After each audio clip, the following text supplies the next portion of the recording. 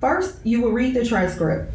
As you read through, you will think about and create codes that occur in the transcript based upon the overarching research questions.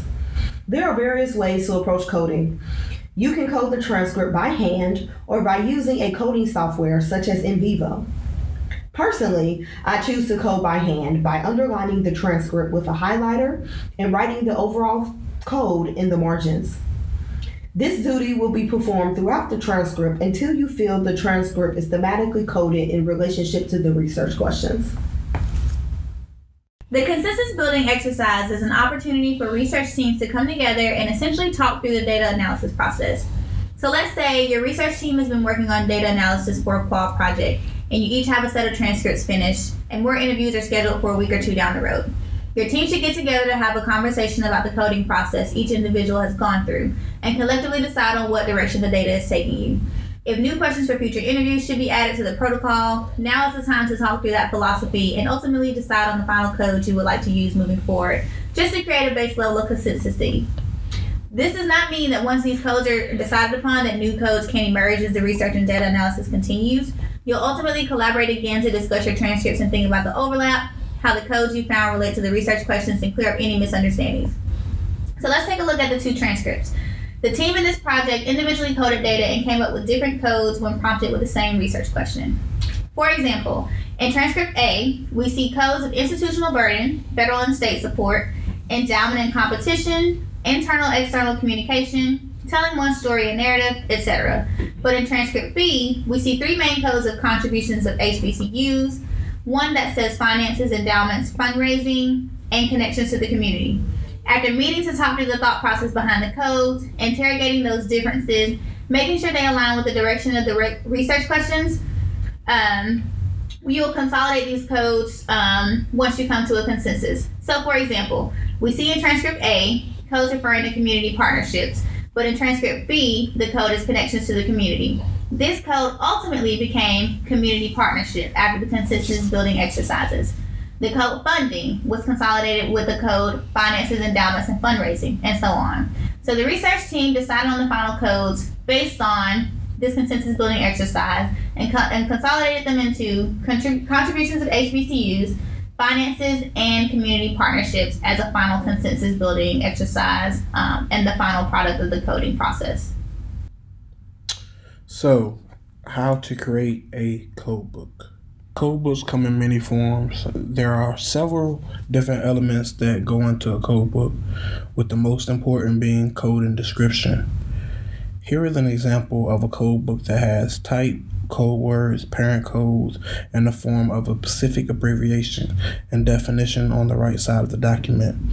On the left is the document with the frequency of codes. Our document uses code and descriptions. During the coding process, after you have found a particular code, you would have wrote a brief memo on what you were thinking, and that memo will help in creating the description of the code.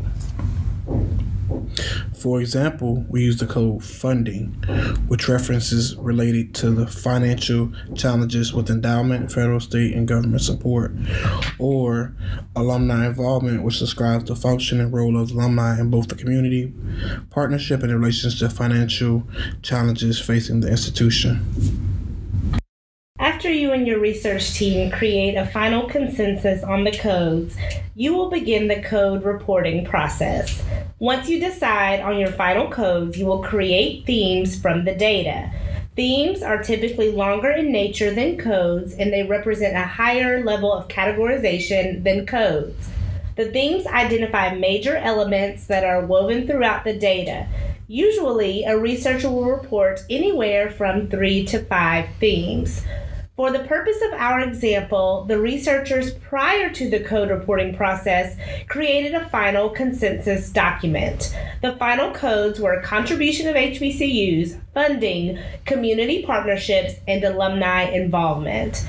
From this list of codes, the next step would be to understand your overarching research question and to keep it in mind as you reread through the quotes within the consensus codes. Furthermore, in order to create themes, think about the conceptual lens and/or theoretical framework you will use to interrogate the data with the question that you have.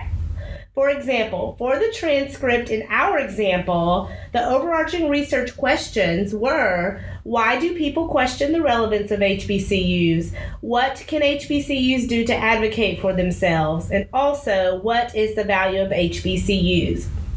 After you understand the research question, you will comb through the codes and generate themes across the codes. From the consensus codes, look through each of them and pull quotes that you believe best represent the themes that you generated. Here's a list of consensus codes. Remember, our overarching research questions are: why do people question the relevance of HBCUs? What can HBCUs do to advocate for themselves? And also, what is the value of HBCUs? So, with these questions in mind and the codes in front of you, start to read through the quotes within each code. Read through all of the quotes within the codes and start to think about where there are similarities across the data. Once you note these similarities, these are your themes.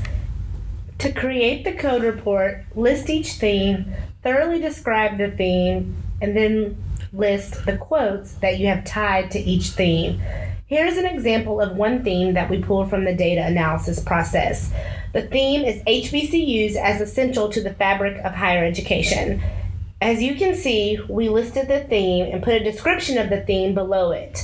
Below the description, we list all of the quotes that we think best represent the theme, HBCUs as essential to the fabric of higher education.